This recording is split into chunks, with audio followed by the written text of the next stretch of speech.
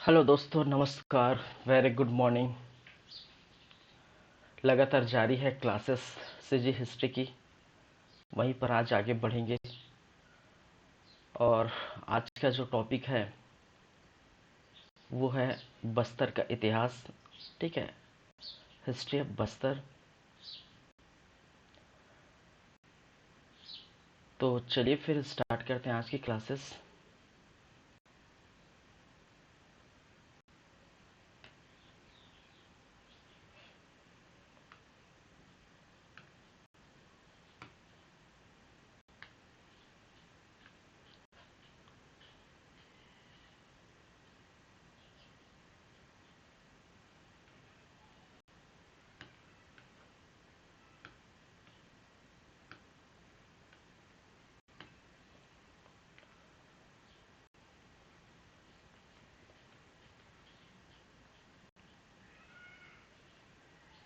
बस्तर का इतिहास।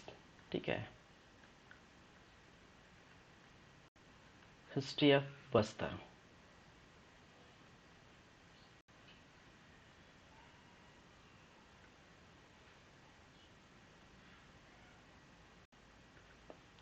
और बस्तर के इतिहास में हम बात करेंगे। सबसे पहले आपको पता है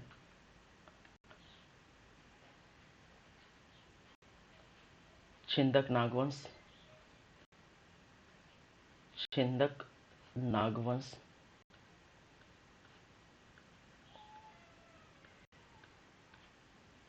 और दूसरा जिसको बोलते हैं काकती वंश। ठीक है, काकती वंश। और जहाँ पर 1023 लेकर 1324 ईस्वी तक छिंदक नागवंशों का राज रहा है, शासन रहा है।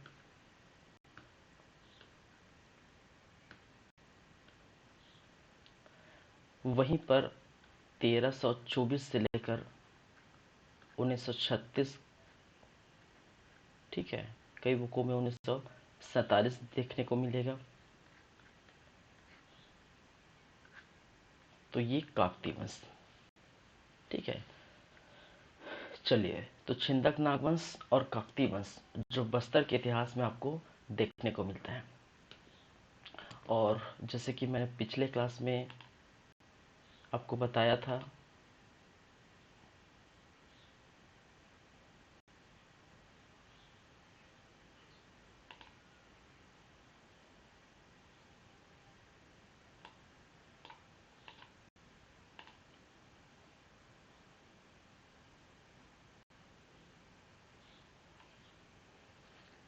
आप देख पा रहे हैं, ठीक है, सीजी मैप। और यहाँ पर आप देखिए, जहाँ पर मैंने कहा था कि जो बस्तर के क्षेत्र है, ठीक है, इसी बस्तर के क्षेत्र में आपको देखने को मिलेगा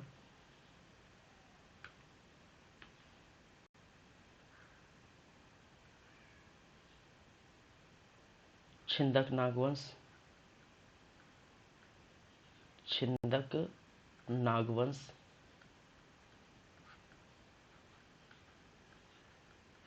और दूसरा काकती वंश।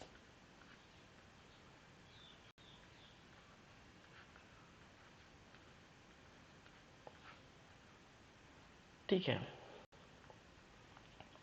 तो छिंदक नागवंश की बातें हो रही थी। ठीक है, कुछ शासकों की बातें हम कर चुके थे और कुछ शासकों की बातें बाकी था। ठीक है, तो उसकी भी चर्चा हम करेंगे। तो प्रमुख शासक देख लेते हैं। छिंदक नागवंश के प्रमुख शासक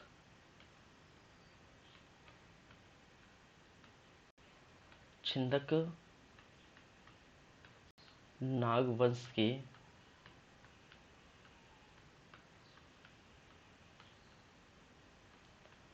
प्रमुख शासक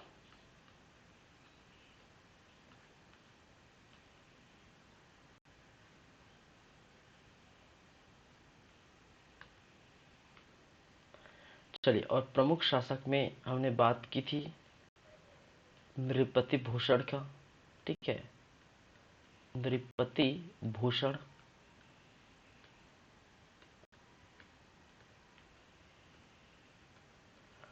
सेकंड, धारावर्ष।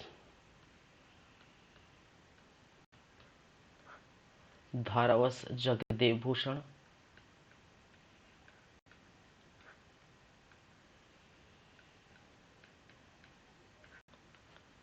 फिर वहीं पर थर्ड नंबर में आप देखिए मधुरांतक देव। मधुरांतक देव जो कि अल्पकालीन क्या था, शासक था। चौथा, सोमेश्वर देव प्रथम। सोमेश्वर देव फर्स्ट। फिर वहीं पर आपको देखने को मिलेगा कल्हण देव।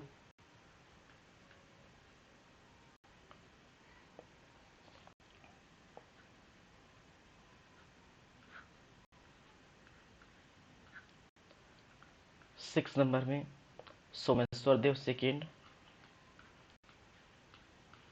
सोमेश्वर देव सेकेंड, या जिसको राजभूषण के नाम से भी जाना जाता था, मैंने कहा था राजभूषण।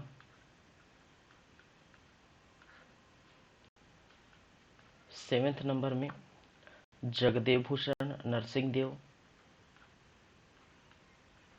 जगदेव भूषण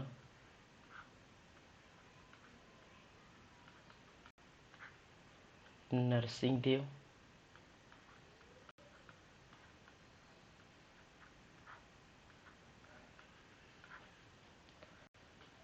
एट नंबर में जगदीश सिंह देव। जगदीश सिंह देव।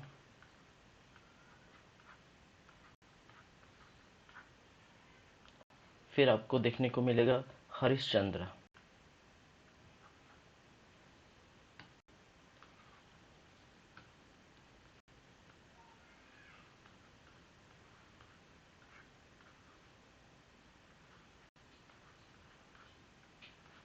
ठीक है, और हरिश्चंद्र यहाँ का अंतिम शासक था। कहाँ का भाई, इस छिंदक नागवंश का अंतिम शासक।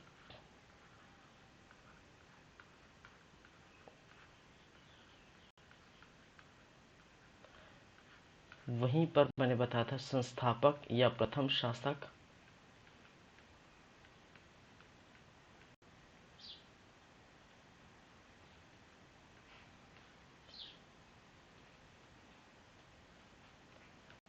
प्रथम शासक कौन है, वो है नृपति भूषण।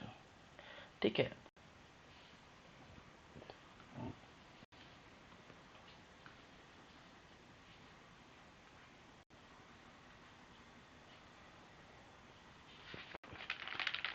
चलिए नृपति भूषण के बारे में हमने बात की थी। फिर बात किया था क्या धारावर्ष के बारे में, और धारावर्ष का संबंध मैंने कहा था कि मधुरांतक देव से था, और मधुरांतक देव का से संबंध कुछ संबंध देखने को मिला था जिसका कोई प्रमाण नहीं कि क्या संबंध है। ठीक है, हो सकते हैं उनके भाई है, हो सकते हैं उनके चाचा है, हो सकता है उनका बेटा, या हो सकता है वहाँ के सामंत हैं। लेकिन इस बात का कोई क्लैरिफिकेशन नहीं है, इस बात का कोई प्रमाण नहीं है कि धारावर्ष और मधुरांतक के बीच क्या संबंध था। लेकिन ऐसा कहा जाता है कि कुछ न कुछ संबंध थे। थोड़ी समय के लिए मधुरांतक देव शासन की जो है बागडोर संभाले थे, शासन की गद्दी पर बैठे थे। ठीक है, और उसके बाद, ठीक है, उसके बाद इसी सत्ता को, इसी राज्य को सोमेश्वर देव छीन लेते हैं, और सोमेश्वर देव शासन करते हैं कुछ समय के लिए। ठीक है, तो हम नृपति भूषण, धारावश और मधुरांतक, तीन ऐसे छिंदक नागवंशी शासक के बारे में हम बात कर चुके हैं। ठीक है, और फिर चलते हैं, फिर फोर्थ नंबर में हम बात करेंगे सोमेश्वर देव की। ठीक है, तो नृपति भूषण धारावश मधुरांतक की बातें कल या फिर कहा जा सकता है पिछले क्लास में देख चुके हैं। चलिए, फोर्थ नंबर में हम बात करेंगे सोमेश्वर देव फर्स्ट।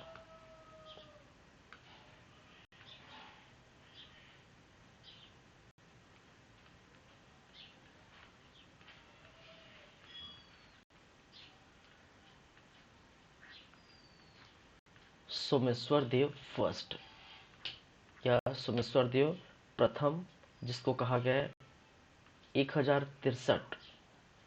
इसका टाइमलाइन अगर देखें 1063 से लेकर 1111, ठीक है, 1111 ईस्वी तक ये शासन काल में रहे, शासन किया इन्होंने।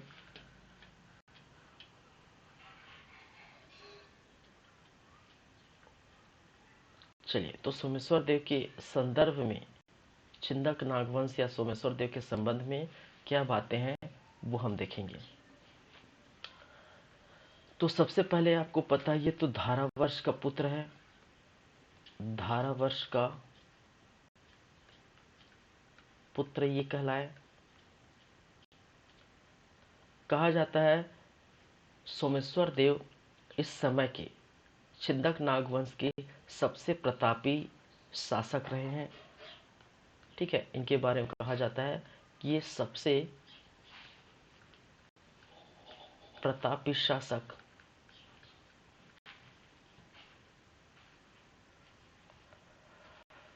ठीक है प्रकार जो है आपको देखने को मिलेगा, प्रतापी शासक। साथ ही साथ इसके बारे में कहा जाता है कि भाई साहब जो धनुष बाण है, धनुष बाण चलाने में इनको जो है क्या मिली थी, निपुण था, ये धनुष बाण में निपुण था।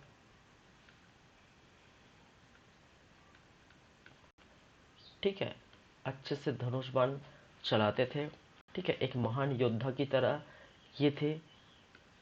ठीक है, महान योद्धा के रूप में इनको गिना जाता था। चलिए, इसके जो टाइमलाइन के संबंध में जो बातें हैं, ठीक है, कि टाइमलाइन जो बताया गया है वो आपको देखने को मिलेगा कुरुसपाल, कुरुसपाल शिलालेख। ठीक है, कुरुसपाल जो है शिलालेख, और कुरुसपाल शिलालेख में इस सोमेश्वर देव के टाइमलाइन के बारे में बताया गया कि इन्होंने 1063 से लेकर 1111 ईसा पूर्व ईस्वी तक ये क्या किए, शासन के, या फिर छिंदक नागवंश की गद्दी पर ये बैठा था। ठीक है,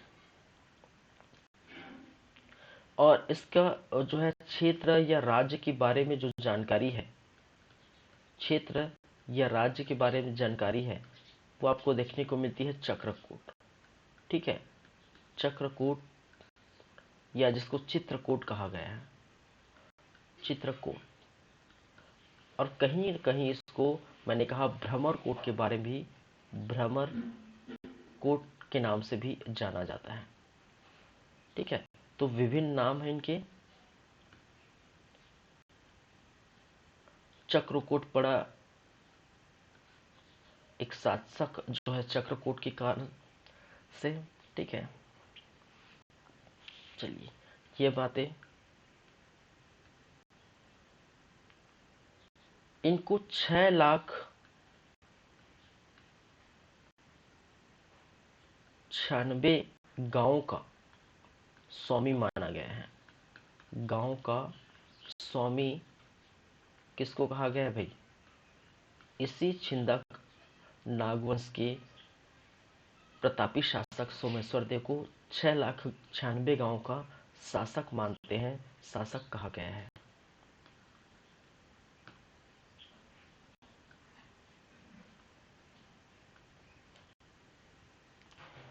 समकालीन शासक आप जानते हैं, समकालीन शासक और समकालीन शासक के बारे में हम जानते हैं जाजल्य देव प्रथम जो कि कलचुरी शासक थे। ठीक है, क्या है? जाजल्य देव प्रथम जो एक क्या थे? कलचुरी शासक थे।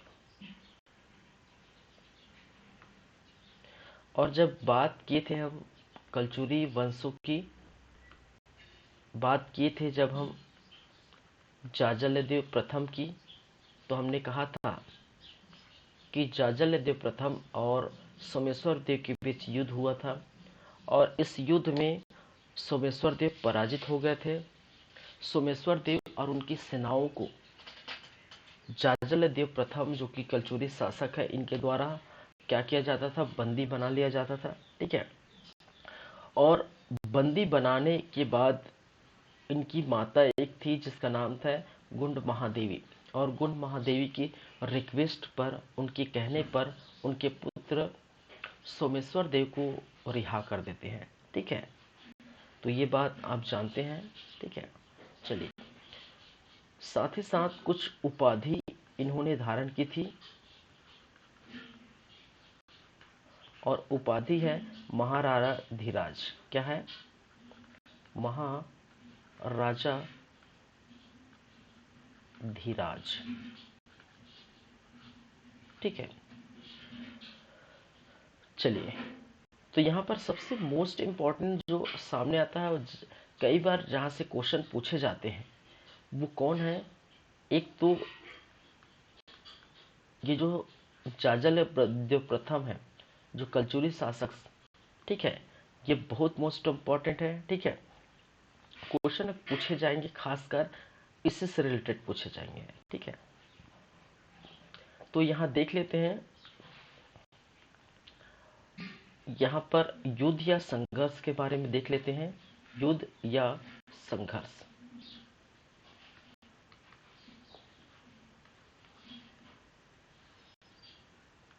और युद्ध या संघर्ष देखने को मिला था, जिसमें से एक तरफ थे आपका सोमेश्वर देव,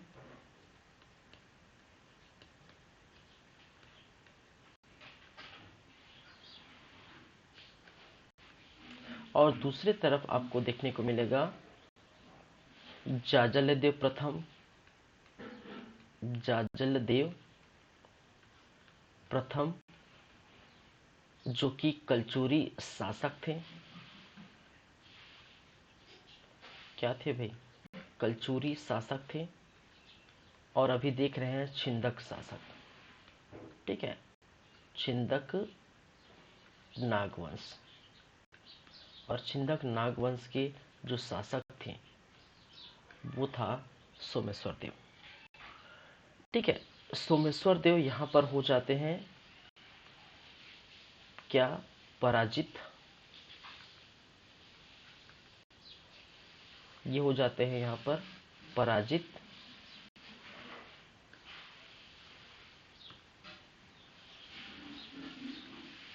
पराजित, और वहीं पर आपको देखने को मिलता है जाजल्य देव प्रथम विजयी हो जाते हैं। ठीक है, क्या हो जाते हैं?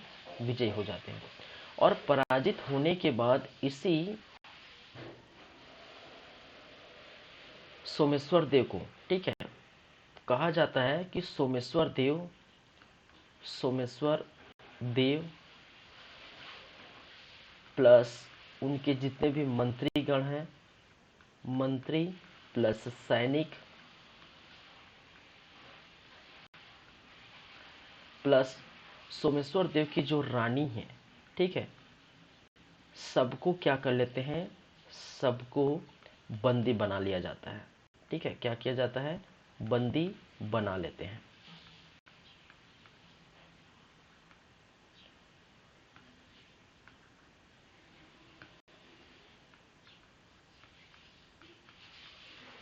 ठीक है, और आपको पता है मैंने कहा था कि जो सोमेश्वर देव है, ठीक है, सोमेश्वर देव और इनकी माता है, इनकी माता है गुंड महादेवी। ठीक है, गुंड महादेवी। ठीक है, क्या है? गुंड महादेवी। और गुंड महादेवी के कहने पर ठीक है। इनकी माता गुण महादेवी के रिक्वेस्ट पर, कहने पर सोमेश्वर देव को छोड़ देते हैं। इनके कहने या रिक्वेस्ट पर सोमेश्वर को रिहा कर देते हैं। सोमेश्वर देव को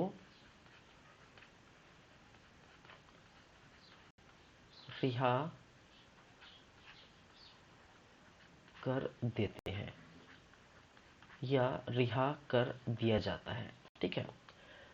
तो इस प्रकार से आप समझिए कि युद्ध हुआ था, संघर्ष हुआ था। सोमेश्वर देव छिंदक नागवंश शासक और जाजल देव जो सोमेश्वर देव प्रथम, ये भी है याद रखिए, और जाजल देव प्रथम। ठीक है। सोमेश्वर देव प्रथम और जाजल देव प्रथम दोनों के बीच युद्ध हुआ था। पराजित हो गए थे सोमेश्वर देव, विजय प्राप्त कर लिए थे जाजल देव प्रथम।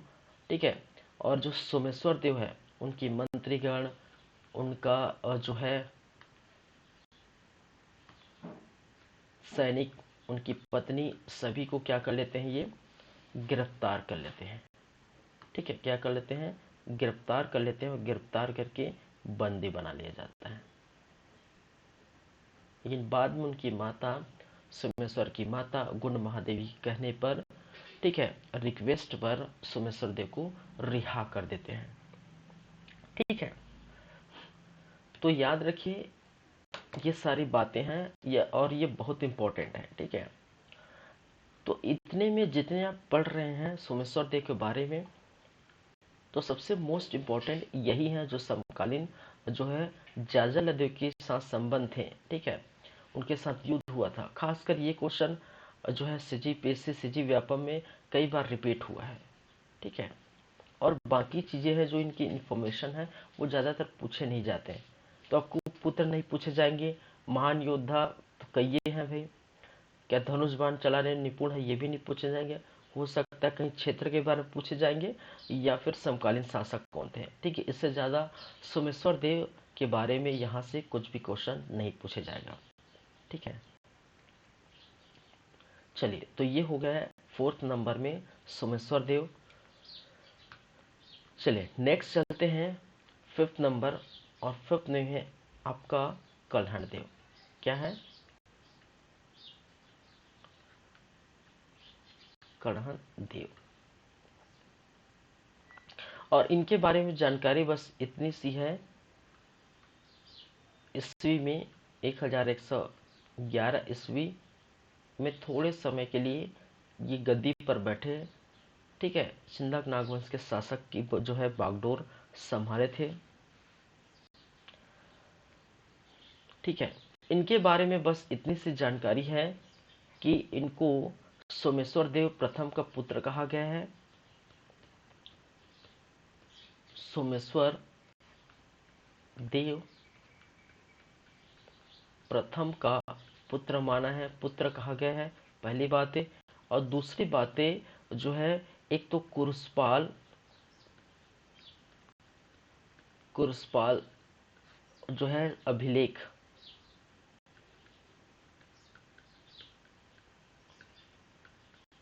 प्लस राजपुर अभिलेख।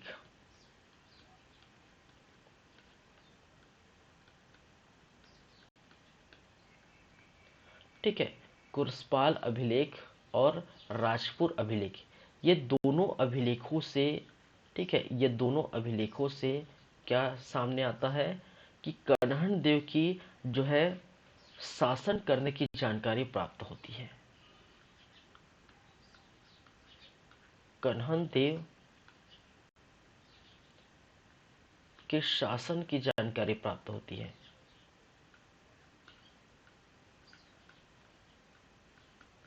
जानकारी प्राप्त होती है। ठीक है। तो और कुछ ज़्यादा नहीं है भाई साहब, कन्हन देव के बारे में कुछ भी खास नहीं है। ठीक है।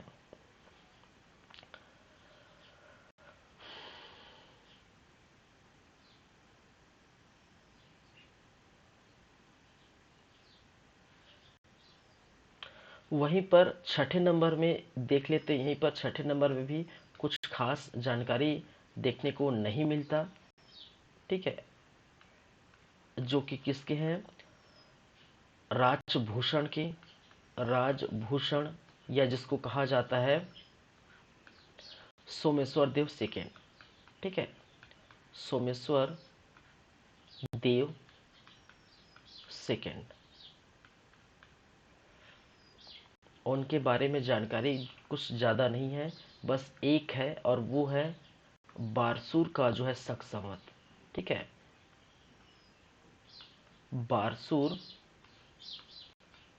शक संवत। और इस बारसूर शक संवत से राजभूषण की जानकारी मिलती है। ठीक है, राजभूषण की जानकारी प्राप्त है।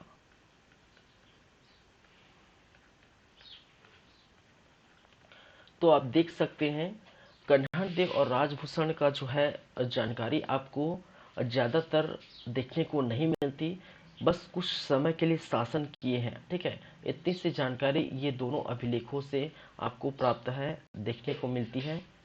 लेकिन ज़्यादा बुकों में और ज़्यादा कोई इतिहासकार इनके बारे में कोई संक्षिप्त जानकारी नहीं दिए हैं। जब कोई इतिहासकार, जब कोई लेखक इनके बारे में जानकारी नहीं दिए तो हम कहाँ से देंगे, जाहिर सी बात है। तो आप बस कन्हड़ देव राजभूषण के बारे में बस इतनी याद रखिए, ज़्यादा कुछ खास नहीं इनके बारे में। चलिए,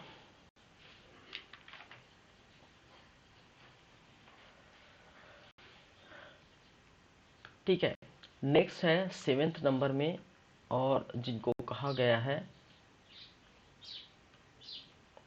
जगदेव भूषण नरसिंह। जगदेव भूषण नरसिंह देव।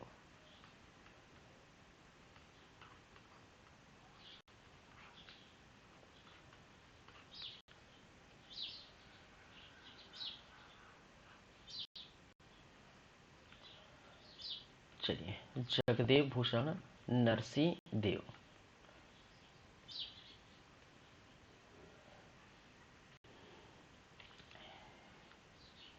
एक तो इसके जगत पाल शिलालेख,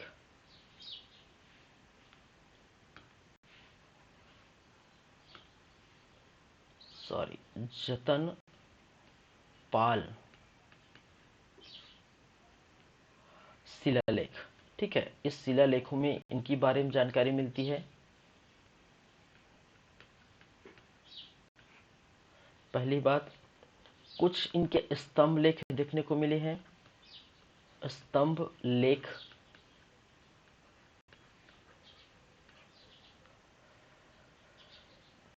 ठीक है, और इन दोनों से आपको क्या जानकारी मिलती है, जगदेव भूषण, जगदेव भूषण की शासन के बारे में जानकारी, के शासन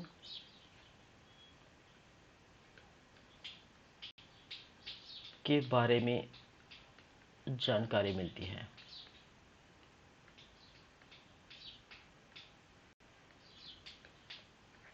कहाँ से भाई, इस जतनपाल शिलालेख और कुछ स्तंभ लेख, ठीक है, यहाँ पर देखने को मिलती है।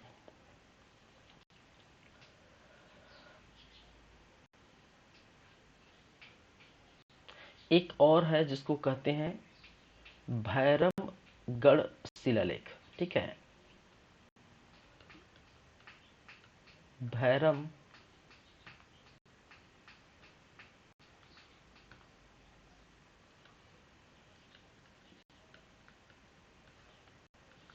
शिलालेख।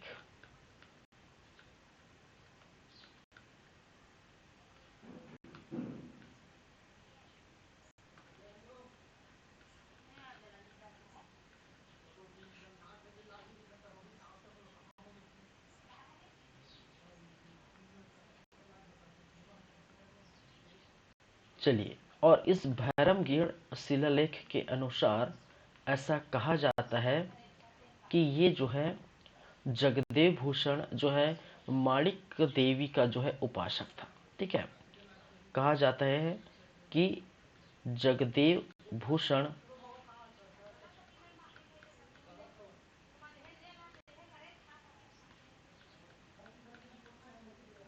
माणिक्य देवी का उपासक था। ठीक है, माणिक्य देवी का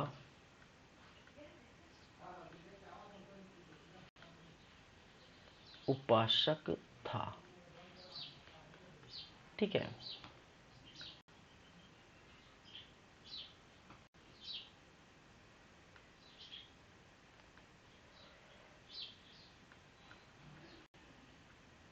किसका उपासक था भाई? माणिक्य देवी का उपासक था। और कहा जाता है कि माणिक्य देवी को जो है दंतेश्वरी देवी के जो है के रूप में जाना जाता है। दंतेश्वरी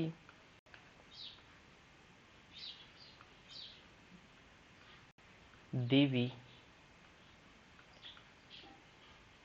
का रूप माना जाता है।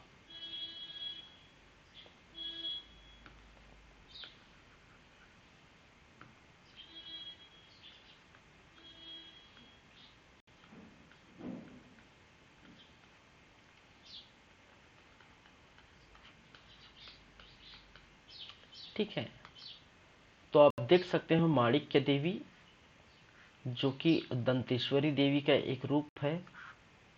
ठीक है, जो आपको कहाँ देखने को मिलती है भाई? कहाँ देखने को मिलेगी? दंतेवाड़ा में। दंतेवाड़ा में।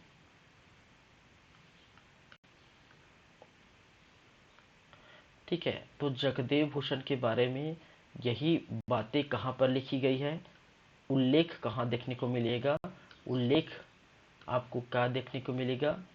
ठीक है, भैरवगढ़ शिलालेख से उल्लेख मिलता है कि जगत भूषण जो है एक देवी का उपासक था और उस देवी को माणिक्य देवी के नाम से जाना जाता था। और कहा जाता था कि ये जो देवी है माणिक्य देवी, वो दंतेश्वरी देवी के एक रूप में क्या करते हैं, माना जाता था। ठीक है,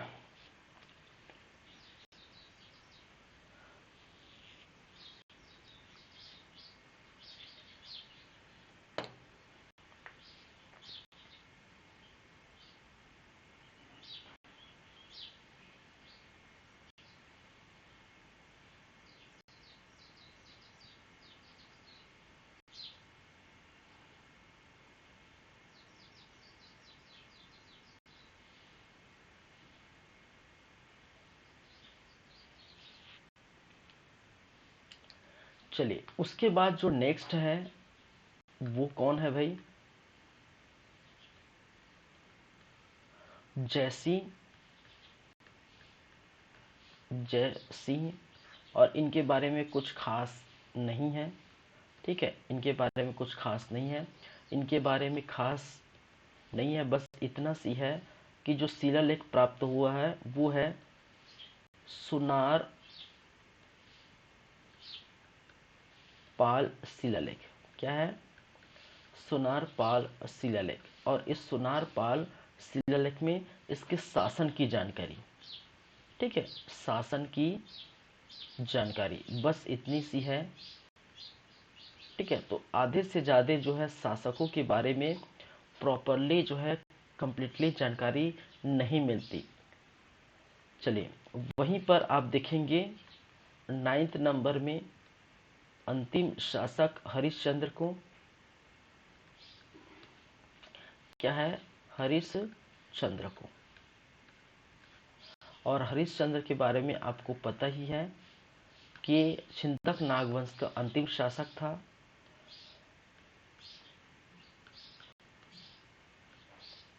छिंदक नागवंश का अंतिम शासक कौन है भाई? वो है हरिश्चंद्र। पहली बात है।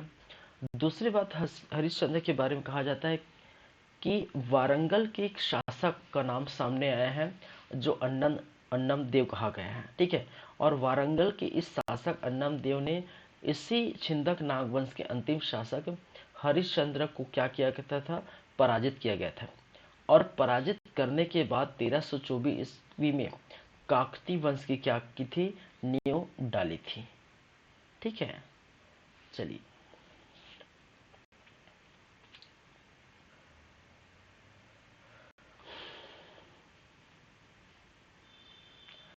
चलिए यहाँ पर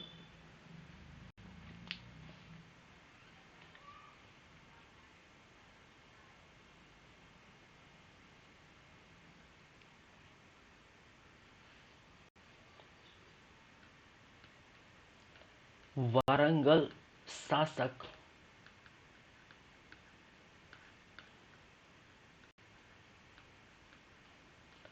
क्या नाम था, अन्नम देव, ठीक है। और इस अन्नम देव ने, ठीक है, अंतिम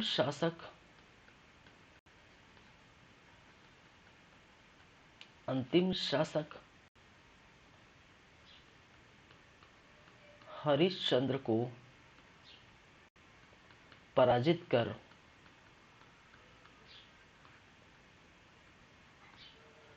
काकती वंश की नींव डाली थी। किसकी, काकती वंश की नींव डाली थी,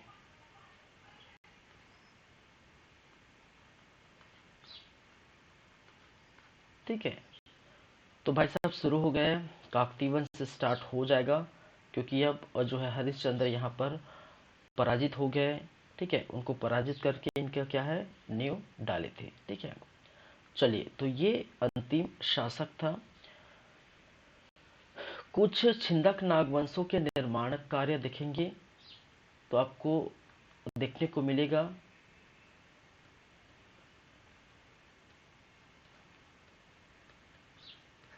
नागवंश के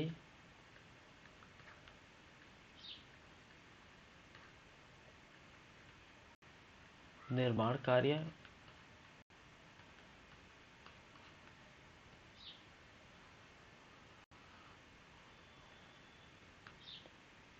एक तो आपको पता है जो मामा भांचा का मंदिर है, ठीक है, मामा, ठीक है, भांजा का जो मंदिर है, ठीक है, वो इसी छिंदक नागवंश की जो है देन है, ठीक है। कहा जाता है कि मामा भांचा नामक कारीगरों ने बनाया था,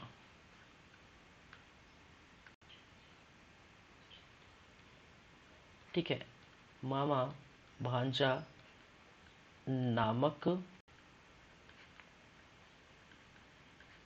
कारीगरों द्वारा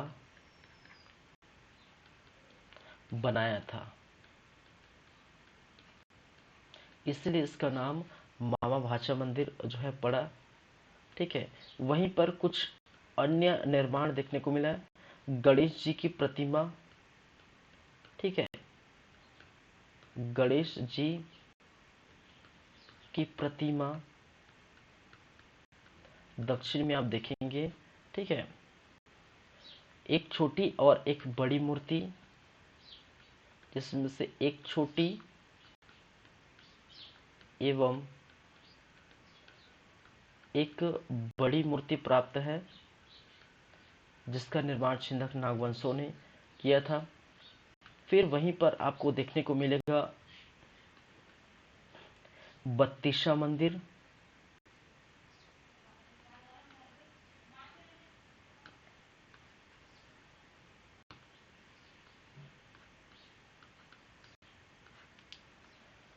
बत्तीसा मंदिर,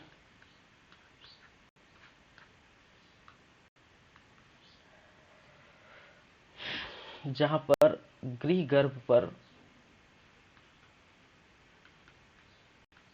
गर्भगृह पर और जो है शिवलिंग आपको देखने को मिलेगा,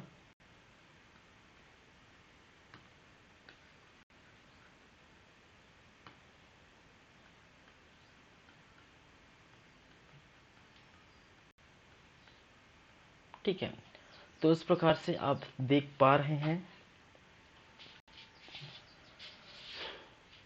कि ये छिंदक नागवंश के बारे में इतनी सी बातें हैं, इतनी सारी बातें हैं और कुछ नहीं है। चलिए,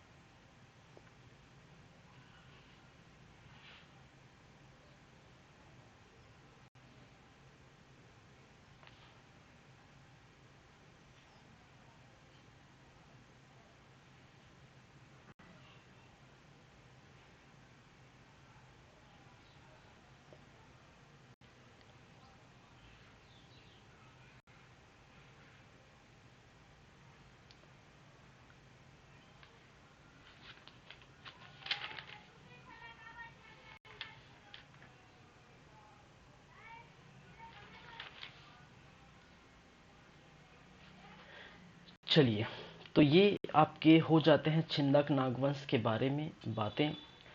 अब हम बात करेंगे काकती वंश के बारे में। ठीक है, चलिए,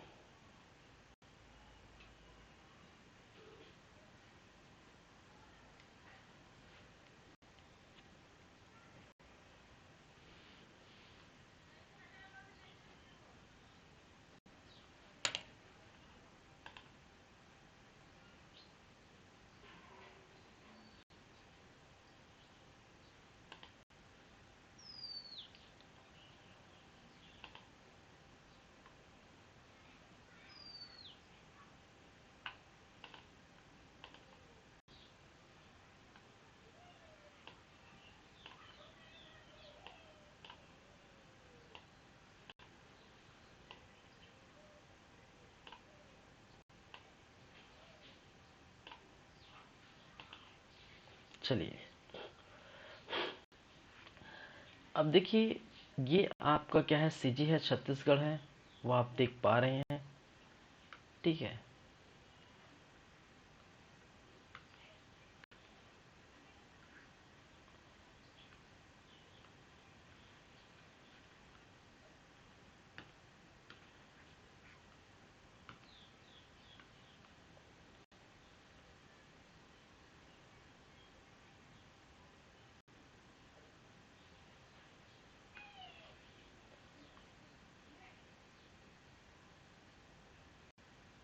कि जो बस्तर का क्षेत्र है,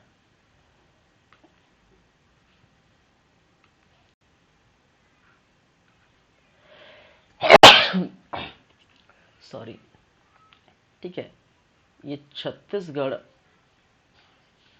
और जो बस्तर का क्षेत्र है, इसी बस्तर के क्षेत्र में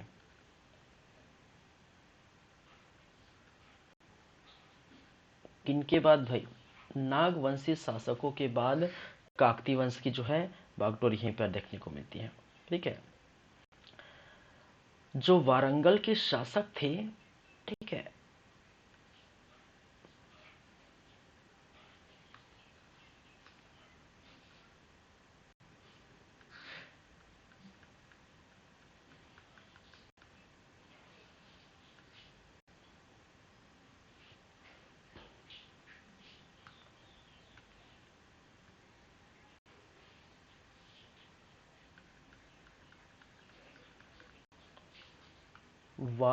वारंगल, ठीक है।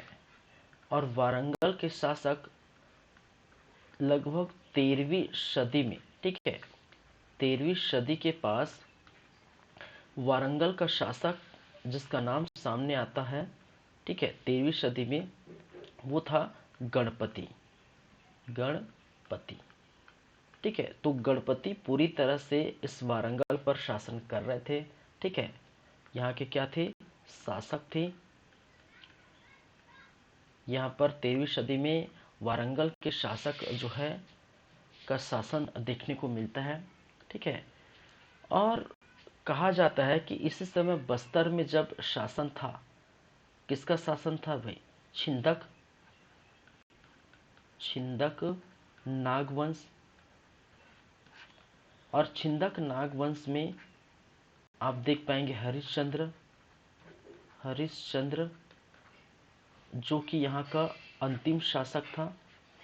क्या था, अंतिम शासक, अभी बात किए, अंतिम क्या था, शासक था हरिश्चंद्र। और इसी वारंगल के एक शासक का नाम सामने आता है अन्नम देव, ठीक है। क्या है, अन्नम देव। और मैंने कहा इसी अन्नम देव ने इनको क्या किया है, पराजित किया था। किनको, हरिश्चंद्र को। और पराजित करके जो है ये, फिर ये गढ़ कहाँ पहुँच गए भाई, वारंगल के जो शासन है वो उसका क्षेत्र विस्तृत होने लगा धीरे धीरे, और बस्तर के क्षेत्र तक ये क्या हो गए, पहुँच गए, ठीक है। तो ये बस्तर के एरिया तक जो है पूरा पैर पसार लिए, वारंगल से लेकर जो है बस्तर के एरिया तक, ठीक है। तो यहाँ तक इनका वर्चस्व कैमरा, और बहुत समयों तक, ठीक है, बहुत समय तक ये देश लगभग आज़ाद होने के पहले, ठीक है, देश लगभग आज़ाद होने ही वाला था 1947, ठीक है। जब 1948 में भारतीय जो है संघ में विलय हुआ, तब भी कुछ अंश यहाँ पर जो है बाकी देखने को मिलती है किसकी, काकतीय वंश की, ठीक है। तो लगभग 1936 1947 के आसपास जो है ये शासन यहाँ पर रहे किसके, जो है काकतीय वंश के। और यही यहाँ पर वारंगल के जो यहाँ पर क्या कहलाए, काकतीय वंश कहलाए, ठीक है। यहीं पर आप क्या देखेंगे, उसके बाद जो है काकतीय वंश कहलाए, ठीक है, जिसकी चर्चा हम करेंगे। चलिए, तो कुछ शासकों की जो हायरार्की देख लेते हैं, ठीक है।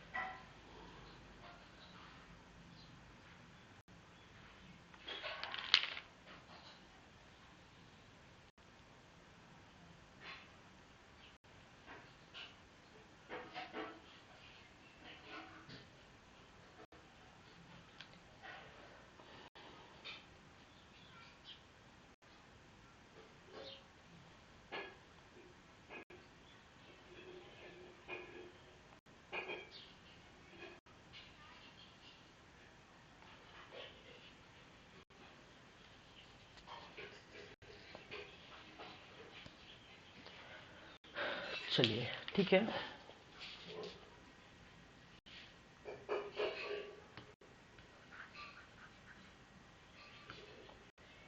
हम क्या बात कर रहे थे, काकतीय वंश।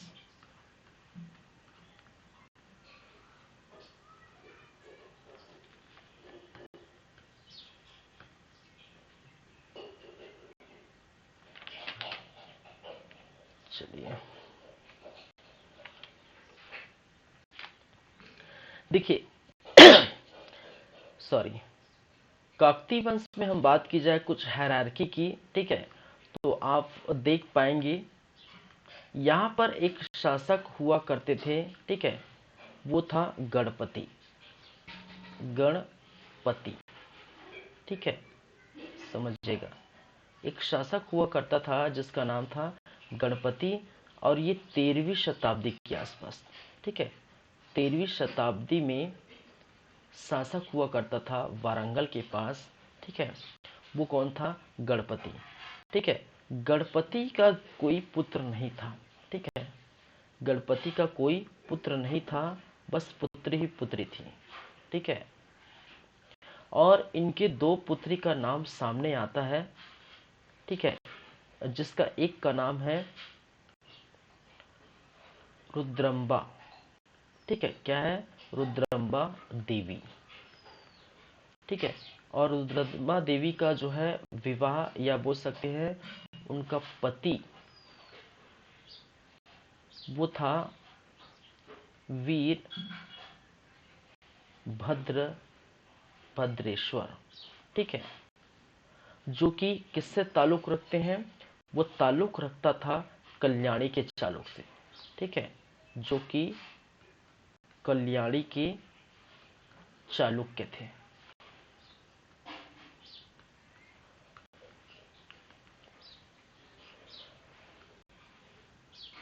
ठीक है, रुद्रमा देवी का पति वीरभद्रेश्वर, एक और जो है गणपति का एक और पुत्री, ठीक है, जिसका नाम था गणपम्बा।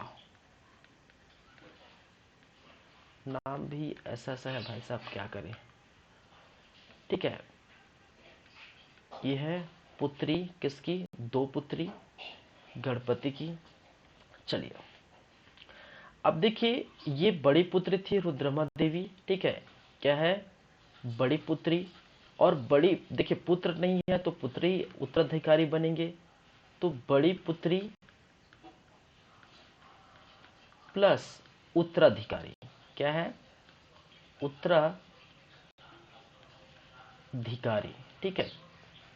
तो गणपति के बाद बागडोर को, राज के बागडोर को संभालने वाला कौन होगा?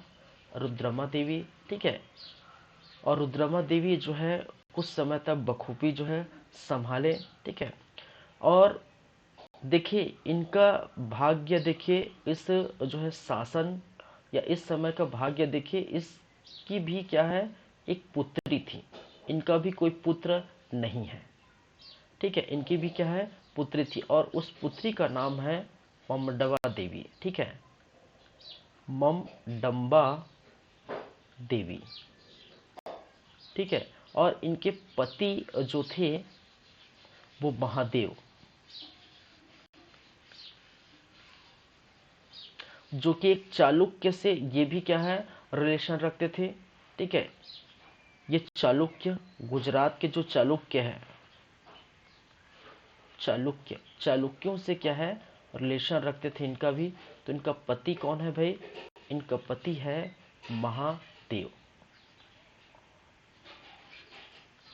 ठीक है, किसकी? ममडमा देवी की, ठीक है। और इस ममडमा देवी और इनके पति महादेव, ठीक है, इन दोनों के जो है क्या हुए? ठीक है, संतान हुए, 3 संतान हुए, ठीक है, 3 संतानें थी, ठीक है, जिसमें से एक आपको देखने को मिलेगा नाम, और उसका नाम था प्रताप रुद्र देव। प्रताप रुद्र देव सेकेंड। दूसरी बातें सामने आई हैं, वो है अन्नम देव, अन्नम देव, ठीक है।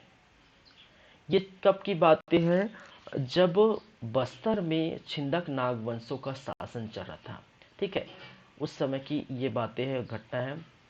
और थर्ड है रैला देवी, क्या है? रैला देवी,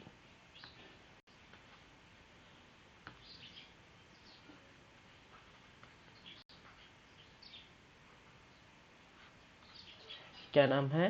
रैला देवी। और आपको पता होगा इसी रैला देवी का जो है बस्तर के जो है दशहरा में इनकी पूजा होती है। ठीक है, याद रखिए, बस्तर के दशहरा में पूजा, ठीक है, किसकी होती है भाई?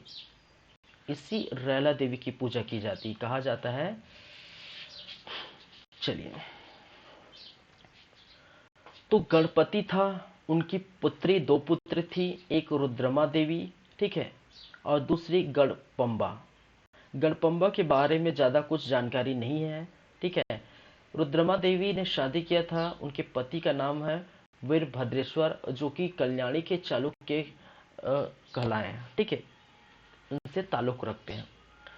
वहीं पर हम बात करें तो इन दोनों की भी क्या है, एक पुत्री थी। ठीक है, इन दोनों की भी क्या है, पुत्री थी, और उनका नाम था ममडम्मा देवी। और ममडम्मा देवी का पति महादेव, और दोनों की 3 संतानें थी। ठीक है, जिसमें से 2 जो है पुत्र हुए। ठीक है, 2 क्या हुए, पुत्र हुए, और एक जो है पुत्री हुई। पुत्र का नाम प्रताप रुद्र देव, ठीक है, और अन्नम देव। पुत्री का नाम रैला देवी, और रैला देवी जो कि बस्तर के दशहरे में उसकी क्या होती थी, पूजा होती थी। तो शासन की बागडोर गणपति के बाद रुद्रमा देवी संभाली। ठीक है, और उनकी जो है ममडमा देवी की जो 3 संतानें हैं, और जाहिर सी बात है इनके बाद शासन की बागडोर कौन संभालेगा? इनके बाद जो शासन की बागडोर है, वो शासन नेक्स्ट शासक या, ठीक है, शासक कौन बनेगा? वो शासक बनेगा नेक्स्ट प्रताप रुद्र देव। लेकिन जो प्रताप रुद्र देव है, जब शासन पर थे या शासन की गद्दी पर थे, ठीक है, उस समय बहुत सारी चीजें आपको देखने को मिली है। जिस समय प्रताप रुद्र देव, ठीक है, जिस समय प्रताप रुद्र देव वारंगल पर थे, ठीक है, क्योंकि बस्तर पर ले जाने वाला जो व्यक्ति था वो अन्नम देव है, तो अन्नम देव की कहानी अभी नहीं आई है। ठीक है, कौन आएगा? बस्तर पर जो प्रथम शासक जिन्होंने हरिश्चंद्र को क्या किया था, पराजित किया था, वो क्या है? अन्नम देव। लेकिन बात अभी हम इसके पास्ट की बात कर रहे हैं। ठीक है, तो प्रताप रुद्र देव जो है, जिस समय वारंगल का शासन था, उस समय दिल्ली पर जो है आपको देखने को मिलेगा दिल्ली सल्तनत का शासक था। ठीक है, दिल्ली में दिल्ली सल्तनत, खिलजी, तुगलक, ठीक है, जहाँ पर अलाउद्दीन खिलजी, गैसुद्दीन तुगलक, मोहम्मद बिन तुगलक, इनके बारे में देखेंगे। ठीक है, तो गैसुद्दीन तुगलक है, मोहम्मद बिन तुगलक है, ठीक है, अलाउद्दीन खिलजी है। ये अब जब निकलते हैं किस पर?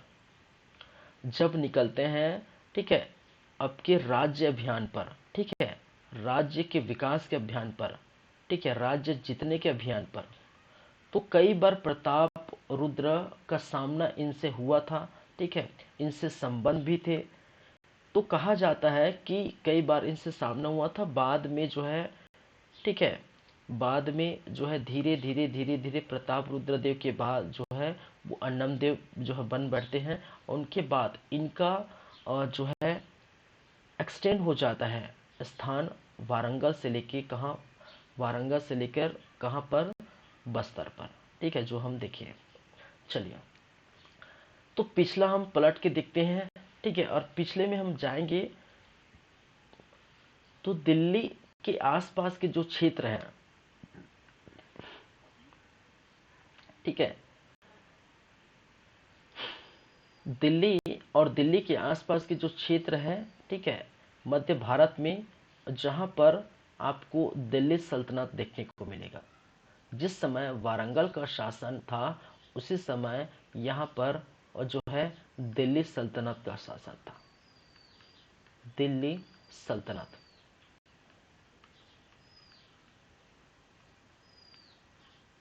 समझिएगा।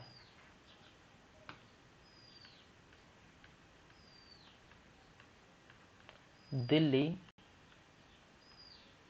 सल्तनत,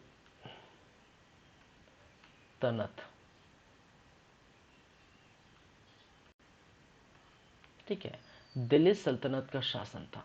और दिल्ली सल्तनत के शासन में एक तो खिलजी वंश के अलाउद्दीन खिलजी, अलाउद्दीन खिलजी, तुगलक वंश का जो है गयासुद्दीन तुगलक, गयासुद्दीन तुगलक। भारतीय इतिहास आप पढ़ेंगे तो अच्छे से मैं बताऊंगा ये सभी। और थर्ड और जो है मोहम्मद बिन तुगलक, ठीक है, बिन तुगलक, ठीक है। तो ये सभी कई बार जो है वारंगल पर क्या किए, ठीक है, या वारंगल पर आक्रमण आपको देखने को मिलेगा। वारंगल पर आक्रमण,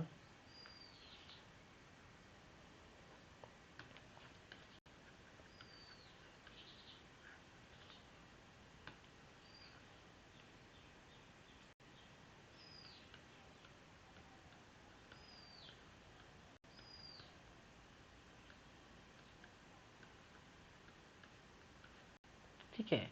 तो कई बार आपको वारंगल का आक्रमण देखने को मिलेगा, ठीक है। कहां से?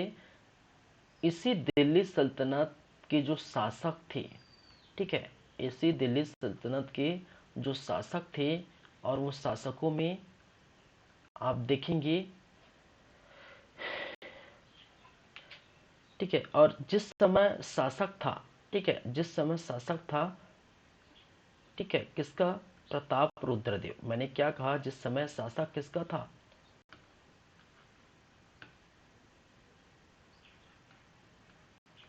प्रताप रुद्रदेव, ठीक है।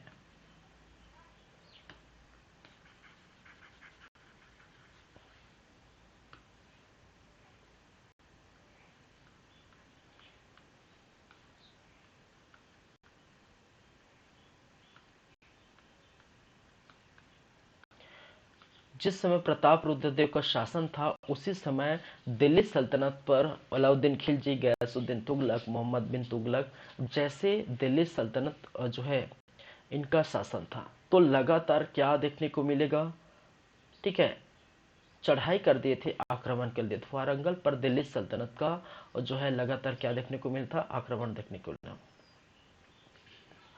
चलिए, यहाँ पर आक्रमण जो है अलाउद्दीन खिलजी का सबसे जो है बेहतरीन सेनापति जो है मलिक काफूर, आप नाम सुने होंगे, ठीक है, मलिक काफूर। और मलिक काफूर ने क्या किया था? यहीं पर हमला कर दिया था। किस पर भाई? वारंगल पर। और मलिक काफूर इस वारंगल पर जब हमला किए, ठीक है, तो यहाँ के जो शासक थे प्रताप रुद्रदेव क्या कर दिए थे? समर्पित कर देते, अपने आप को समर्पण कर देते। और समर्पण करने के बाद जो है दिल्ली सल्तनत की, या फिर बोल सकते हैं अलाउद्दीन खिलजी की अधीनता स्वीकार कर ली थी। तो वारंगल पर एक तरह से अधीनता स्वीकार कर ली थी, और टैक्स वगैरह, सैनिक सहायता वगैरह अलाउद्दीन खिलजी को समय समय पर दिया जाता था। ऐसे ही वहाँ पर एक जो है क्या हुआ था? एग्रीमेंट हुआ था, ठीक है। तो इस प्रकार से समय समय पर वो है यहाँ पर देखने के लिए आ जाते हैं। जब बात आती है उसके बाद जो शासन बनते हैं खिलजी वंश के बाद, जो है तुगलकों का जो है बागडोर सामने आता है। तुगलक यहाँ पर बागडोर संभालते हैं दिल्ली सल्तनत में, जिसमें गैसुद्दीन तुगलक का नाम सामने आया है, ठीक है। चलिए चलिए, कहा जाता है कि देखिए दिल्ली सल्तनत की हम बात अगर करेंगे तो उस समय अच्छे से बात करेंगे, ठीक है। अलाउद्दीन खिलजी जब क्या हुआ था, मलिक काफूर उस समय पराजित किए थे प्रताप रुद्रदेव को, ठीक है। तो पराजित करने के बाद कहा गया था कि भाई साहब अब लगातार टैक्स पे करिए, हम आपको कुछ नहीं करेंगे, आप हमारी अधीनता स्वीकार कर लीजिए। प्रताप रुद्रदेव के लिए कहा था कि प्रताप रुद्रदेव जी आप हमारी अधीनता स्वीकार कर लिए, ठीक है भाई साहब हम कर लेते हैं, कोई बात नहीं है, टैक्स पे करिए। हाँ ठीक है भाई साहब हम टैक्स पे कर देंगे। तो लगातार जो है जब तक अलाउद्दीन खिलजी थे, जब तक मलिक काफूर थे, तब तक जो है भाई साहब राज्य का पैसा, राज्य का टैक्स लगातार जारी था, देते थे दिल्ली सल्तनत को, सैनिक सहायता भी देते थे।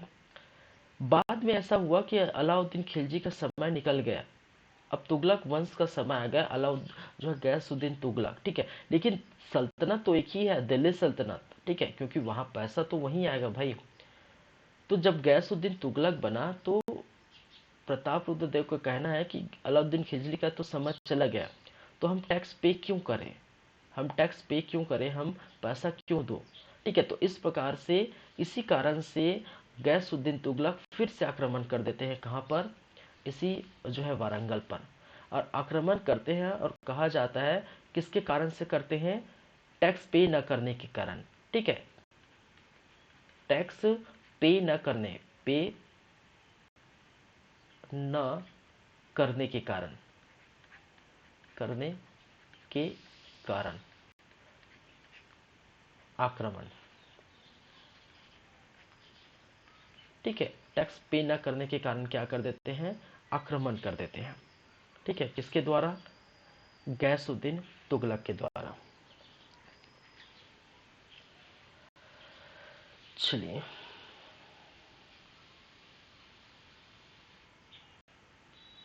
दूसरी बातें, तीसरी बातें, ठीक है, तीसरी बातें, जब बारी आती है फिर से मोहम्मद बिन तुगलक की, तो मोहम्मद बिन तुगलक क्या करते हैं, फिर से जो है आक्रमण कर देते हैं। कुछ पे इन दोनों के बीच लगातार जारी था। तो देखिए इस समय भी मोहम्मद बिन तुगलक ही करते हैं, याद रखिए, ठीक है। गैसुद्दीन तुगलक के समय जो है मोहम्मद बिन तुगलक को ही भेजा जाता है, ठीक है। आपको मैं बताऊंगा, ठीक है, जब ये गैसुद्दीन तुगलक का भतीजा एक दवान था, ठीक है, तो मोहम्मद बिन तुगलक ही ने गैसुद्दीन तुगलक के समय ये किए थे, ठीक है। अब बाद में जब बारी आती है मोहम्मद बिन तुगलक शासक बना, तो यहाँ पर उन्होंने क्या किया, प्रताप रुद्र को बंदी बना लिया, ठीक है। किसको, प्रताप रुद्र देव को क्या किया, बंदी बनाया, ठीक है। और बंदी बनाने के बाद ये जो वारंगल का नाम है, ठीक है, इस वारंगल को बदल दिया, ठीक है, और वारंगल को लिख दिया, वारंगल का नाम चेंज कर दिया, उसको कहा गया सुल्तानपुर, ठीक है, सुल्तानपुर, वारंगल का नाम चेंज कर दिया, और चेंज करने के बाद उसका नाम पड़ गया क्या, सुल्तानपुर। और जिस समय ये जितनी घटनाएं हो रही थी, ठीक है, जिस समय प्रताप रुद्र को बंदी बना लिया था, जिस समय ऐसी घटनाएं हो रही थी, तो प्रताप रुद्र के बाद फट से, ठीक है, फट से क्या हो गया, उनके जो है भाई, ठीक है, उनका भाई कौन, उनका भाई अन्नम देव ने छिंदक नागवंश के शासक हरिश्चंद्र को उसी समय हराया। और हराने के बाद, ठीक है, एक तरफ दिल्ली सल्तनत की जो है मध्य भारत में जो प्रसार फैला चुके थे, दिल्ली सल्तनत का यहाँ पर बोलबाला था। और उसी समय जब प्रताप रुद्रदेव को बंदी बनाया गया था और वारंगल का नाम चेंज करके सुल्तानपुर रखा था, उसी समय आप देख पाएंगे कि जो छत्तीसगढ़ के स्थान है, ठीक है, छत्तीसगढ़ के स्थान है, बस्तर के जो स्थान है, वहां पर काकती वंश का नींव किसने डाला था, किसने डाला था भाई साहब, वो डाला था अन्नम देव ने, ठीक है, जो कि प्रताप रुद्र की क्या थे, उनका भाई था। ये चीजें आपको, देखिए मैं तो सीधी सी बातें बता सकता हूँ कि अन्नम देव की कहानी हम चल सकते थे, लेकिन क्योंकि रिलेट था किससे, दिल्ली सल्तनत, प्रताप रुद्र देव, ठीक है, वारंगल की कहानी, और वारंगल से कैसे जो है काकती वंश जो है बस्तर पर प्रचार जो है प्रसार फैलाते हैं, ठीक है। तो ये इतनी कहानी है जिसके अंतर्गत आप देखने को मिलता है कि बस्तर पर अब अन्नम देव आ गए, काकती वंश आ गया। अब बात करेंगे धीरे धीरे किसकी, काकती वंश के प्रमुख शासकों के बारे में, ठीक है। किसके बारे में भाई, काकती वंश के प्रमुख शासकों के बारे में हम बात करेंगे।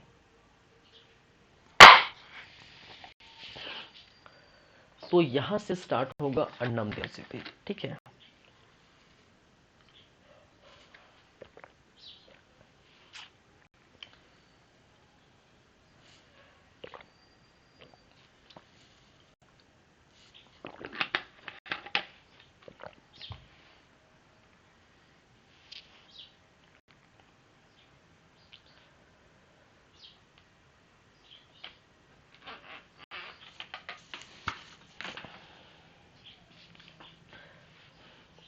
चलिए,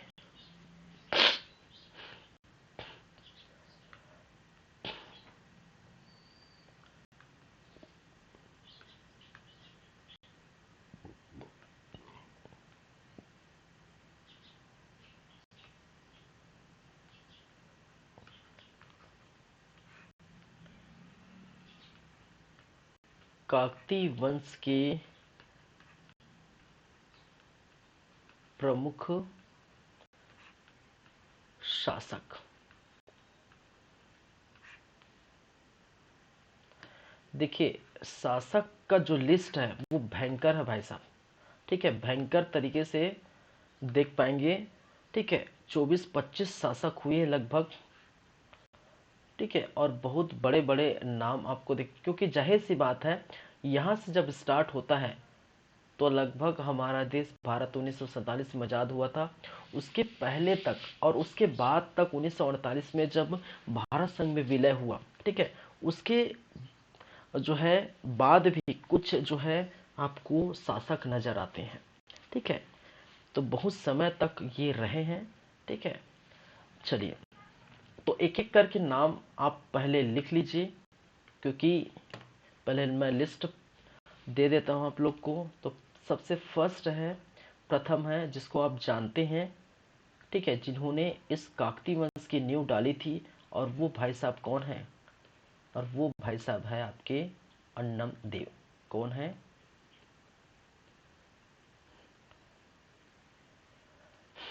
चलिए, अन्नम देव, जो कि 1324 ईस्वी से लेकर 1369 ईस्वी तक ये शासन पर या गद्दी पर बैठे रहे।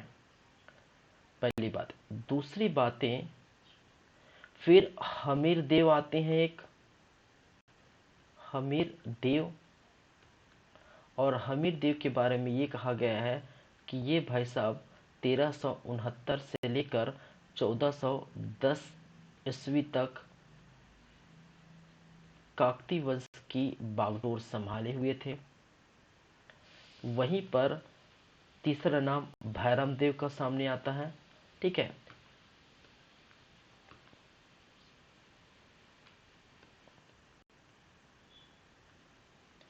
भैरम देव, जो कि 1410 से लेकर 1468 ईस्वी तक ये शासन किए हैं।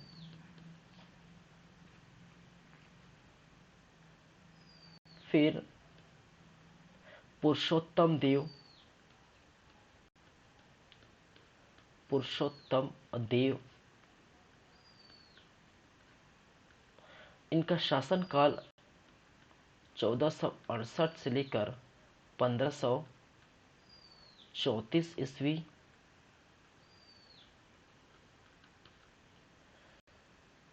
ठीक है, फिर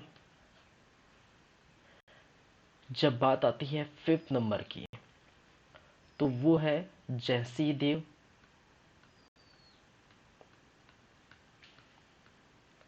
जयसिंह देव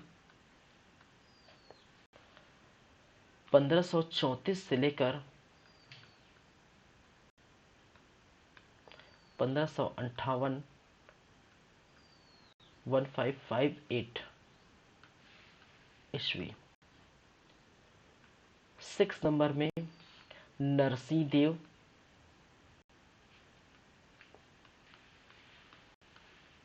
नरसिंह देव, जो कि 1558 से लेकर 1602 ईस्वी तक ये शासन पर या गद्दी पर बैठे रहे।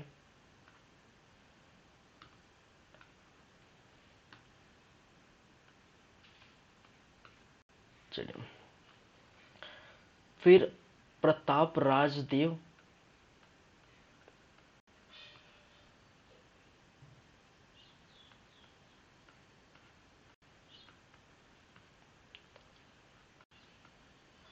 सोलह सौ दो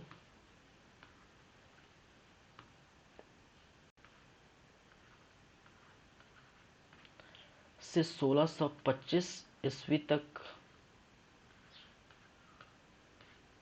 शासन किए। फिर वहीं पर जगदीश राजदेव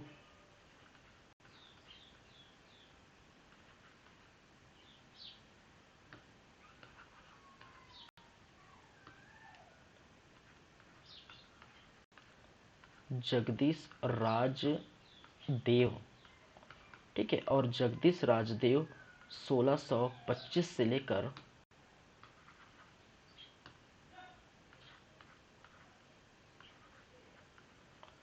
1625 से लेकर 1639 ईस्वी तक शासन किए। ठीक है, चलिए 8 के बाद 9th नंबर में आपको देखने को मिलेगा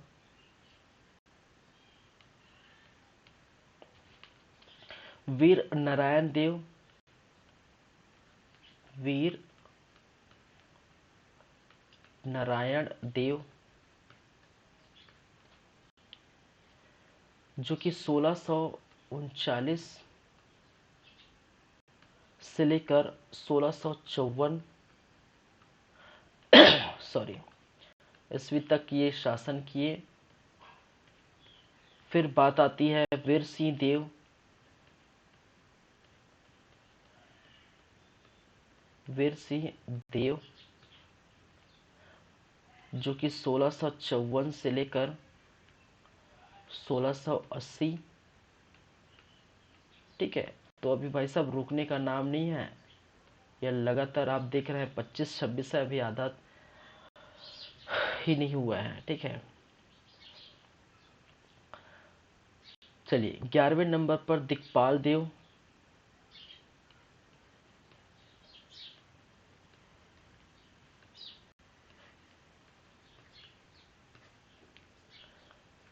सोलह सौ अस्सी से 1709 ईस्वी।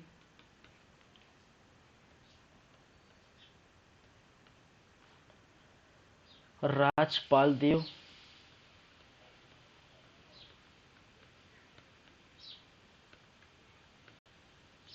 ठीक है, जो कि 1709 से लेकर 1721 ईस्वी। फिर उसके बाद आते हैं आपके 13वें नंबर पर चंदेल मामा। ठीक है,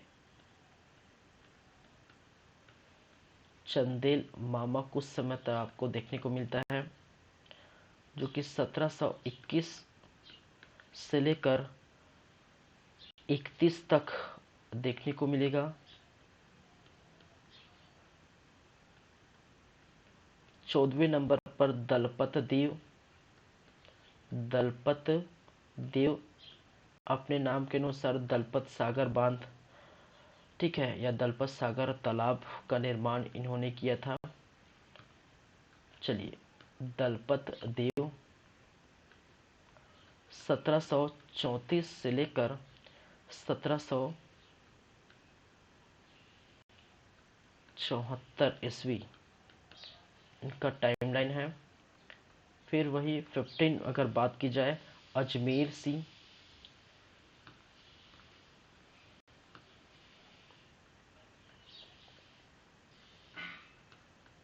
अजमेर सिंह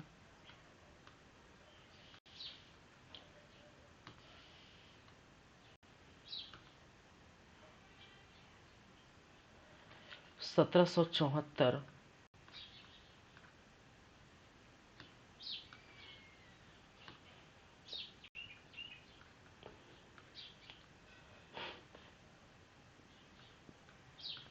1777 तक। ठीक है, 74 से लेकर 1777 ईस्वी। फिर 16 नंबर में आप जाएंगे तो आप पाएंगे दरिया देव।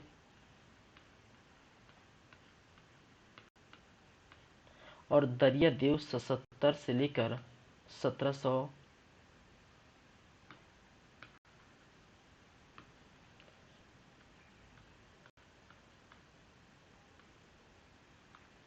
1800 ईस्वी तक ये शासन किए।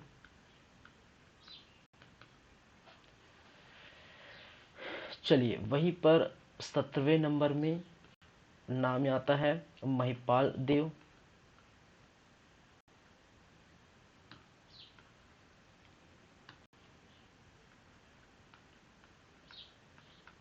महिपाल देव जो कि 1800 से लेकर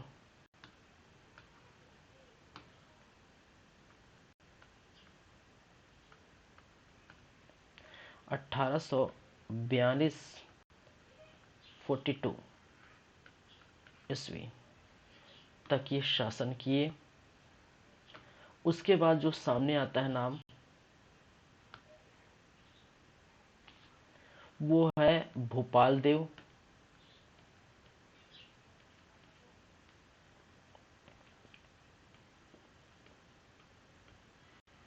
भोपाल देव जो कि 1842 से लेकर 1853 तक ये शासन रहे।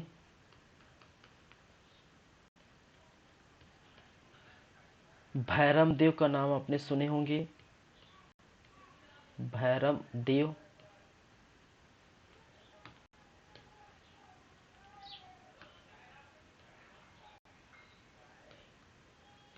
और भैरम देव 1853 से लेकर 1891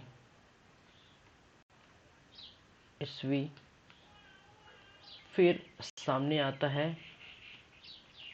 रुद्र प्रताप देव। रुद्र प्रताप देव जो कि 1891 ईस्वी से लेकर 1921 ईस्वी तक ये शासन किए। फिर वहीं प्रफुल्ल कुमारी देवी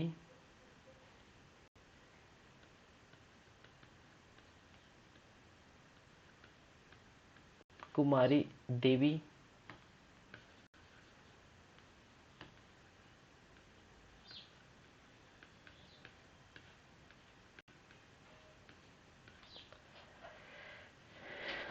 ठीक है 1921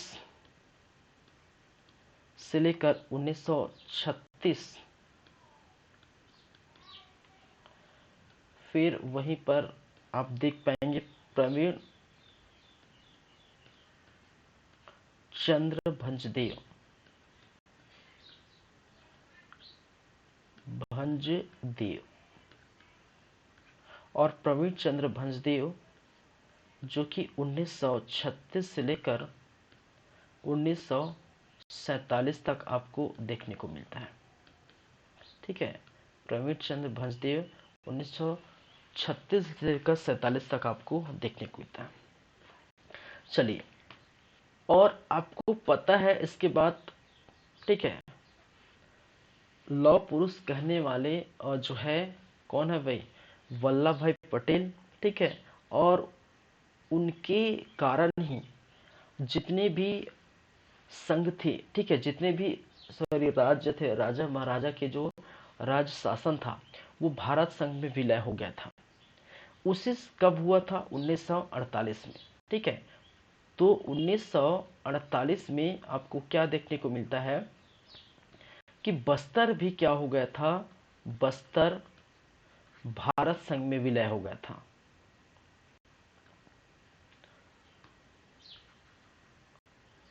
बस्तर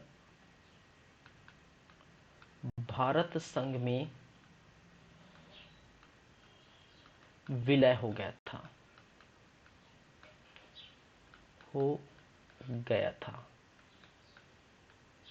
ठीक है, और इसके बाद 1948 के बाद भी कुछ शासन जो है इस गद्दी पर बैठे रहे। ठीक है, जैसे कि अगर नाम आता है तो वो है, अगर देखिए तो 23rd नंबर में 1900 जो है प्रवीण भंजदेव। ठीक है, फिर से प्रवीण चंद्र भंजदेव आते हैं। प्रवीण चंद्र भंजदेव,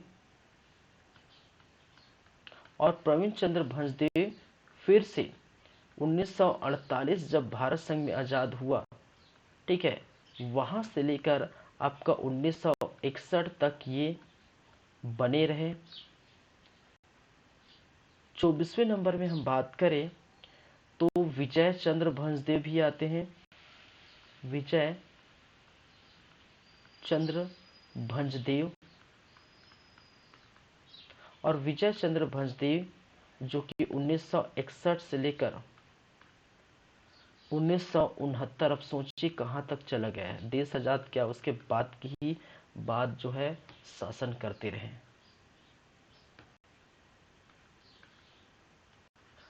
25वें नंबर में अगर बात की जाए तो भरत चंद्र भंजदेव भी सामने आता है। भरत चंद्र भंजदेव,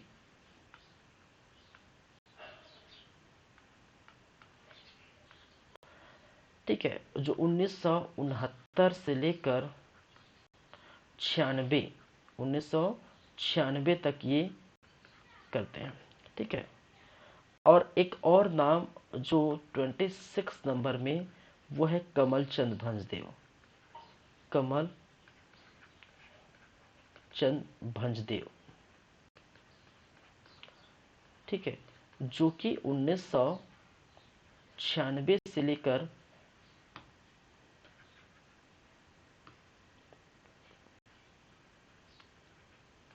96 और 96 से लेकर कहा जाता है कि वर्तमान तक ये, जिस समय वर्तमान तक ये थे, ठीक है, मतलब लगभग जो है देश आजाद हो गया था, सोचिए 96, ठीक है, तो वहां तक आपको देखने को मिलता है।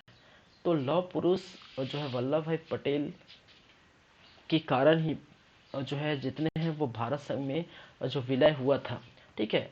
तो उसी के साथ साथ क्या है, ये जो बस्तर का क्षेत्र है भी है, वो भारत संघ में क्या हो गया था, विलय हो गया था, ठीक है। और इसी कारण से